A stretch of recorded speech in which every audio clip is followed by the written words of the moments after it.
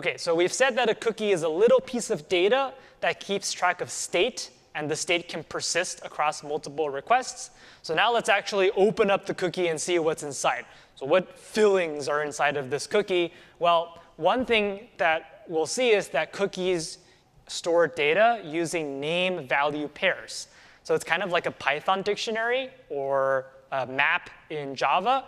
All data that you ever want to store in a cookie, whether it's your identity when you're logged in, or the fact that you want dark mode, or anything else that you want to store, it's always stored as name-value pairs. You write a name, it's a string. You write a corresponding value, and it's a string. So all data is stored in this way. And that's kind of useful because, for example, I can use the name to say, this cookie is all about the theme, the color scheme that I want. And the particular value, it's dark. And maybe someone else says, I also have a cookie called theme, but my cookie has value light.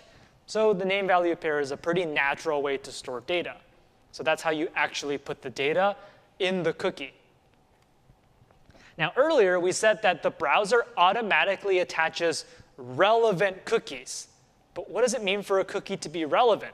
We certainly don't want to take the entire cookie jar and shove it to the server on every single request, because the cookie jar might have a bunch of unrelated data. So the way that we determine what parts of the cookie, or which cookies are relevant and which cookies are irrelevant, is using a part of the cookie called the domain and the path. And we'll look at these more later as well, but you can think of them as telling me what specific websites and what specific web pages is this cookie meant for. So for example, if I have a domain like this, I might be saying something like, I want dark mode as my theme, but I only want dark mode on this particular website. So this cookie is only relevant for this website. And if I go to google.com, which is totally different, maybe I don't want dark mode. So this might be a way for me to encode that, actually, I want dark mode on these websites, but I don't want it on these other websites. And that's something you can do by using domain and path. And they kind of look like domains and paths in URLs. And we'll see how you actually use them later. But for now, think of them as telling me what part of the web this cookie is relevant for.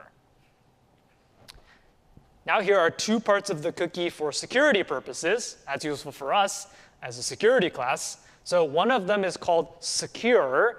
It's kind of a weird name. But basically, if the secure attribute is true, it means that this cookie is only allowed to be sent if the request is made over HTTPS. And remember, that's the secure version of the protocol, the newer version with all the cryptography enabled. So if you say true here, you're saying that the browser is only allowed to attach this cookie on HTTPS requests. So if your URL starts with HTTPS, we can attach this cookie. However, if your URL starts with HTTP and there is no S, then this secure flag says you are forbidden from attaching this cookie and sending it to the server, because you're using this old insecure version of the protocol. It's not allowed. So we do not send the cookie on HTTP requests if this field is true. And finally, there's this field called HTTP only. Now, I don't like this name at all because it's confusing. But this name basically says, if this attribute is true, then JavaScript is not allowed to touch this cookie. So remember, JavaScript is a very powerful language. And one thing it can do is reach into your browser's cookie jar to view cookies, modify them, create new ones. That's something that JavaScript is allowed to do. Remember, JavaScript runs in your browser.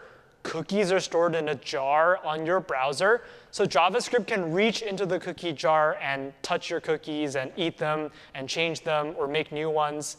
So if you don't want that to be true for a specific cookie, you can set HTTP only to true.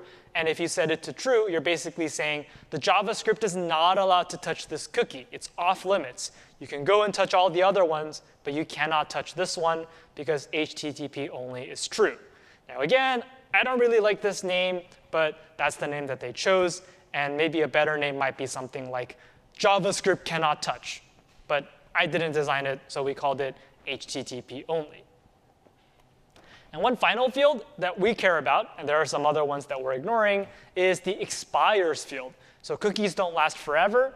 The expiry date tells you at this point the cookie is stale, it's expired, don't eat it. And the expiry date is usually a timestamp, so it's just some time in time, and it tells you when the cookie is no longer relevant. So if this time is in the past, for example, this one appears to be in the past, then the cookie has expired, and we would delete it from the cookie jar. So that's something you can do with cookies as well. And we'll actually see an application of expires when we talk about using cookies for login. So you can imagine if you want to be logged in for a week, maybe we set this to 1 week in the future, and once that expires, you're logged out again. So those are all the parts of a cookie.